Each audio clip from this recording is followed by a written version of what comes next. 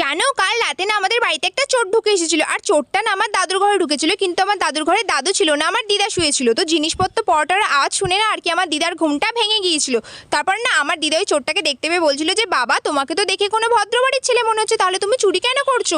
নিশ্চয়ই তোমার এমন কোনো পরিস্থিতি রয়ে গেছে যার জন্য তুমি আর কি বাধ্য হয়ে চুরি করছো।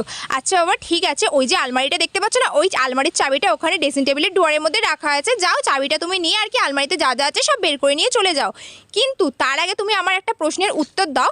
এক্ষুনি না আমি একটা স্বপ্ন দেখলাম, কিন্তু তার মানে বুঝতে পারছি না, তুমি তার মানেটা আমাকে বোঝাও। তো আমার দিদা তখন বললো, আমি না স্বপ্নতে দেখছিলাম যে আমি একটা মরুভূমিতে হারিয়ে গিয়েছি, আর ওই মরুভূমিতে না একটা চিল উড়ে উড়ে আমার কাছে এসে বলছে বাবু বাবু বাবু।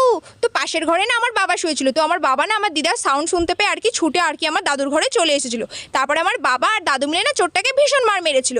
আমি না এখন বুঝতে পারলাম যে আমার দিদা না কতটা বেশি চালাক, আর কিভাবে ছোটবেলায় আর কি আমাকে বোকা বানিয়ে স্কুলে পাঠিয়ে দিত।